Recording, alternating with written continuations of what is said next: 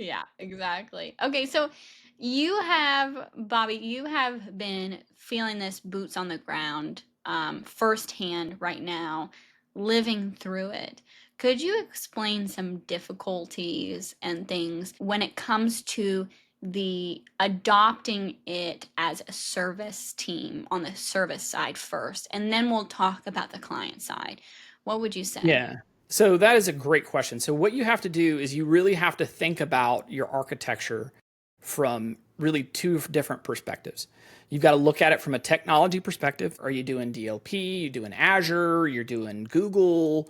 Are you doing, conditional accesses? How are you doing your AV? How are you tackling the Fantastic Four or the, Four Horsemen or whatever you want to call the patching vulnerability? So you've got to sit down from a technical perspective, figure out how you're going to do this part. And then you got to think about from a documentation perspective how you're going to do that, right?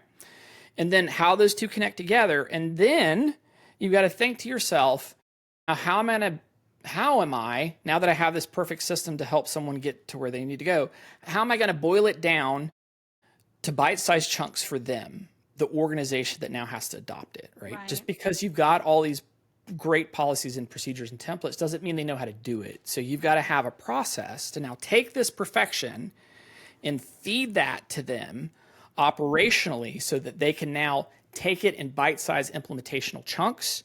You've got to do it in such a way so that they can do it. And you've got to be able to boil it down into things that they understand. And Wow. that is an art all in its own. So you got to really think about how you're going to attack that.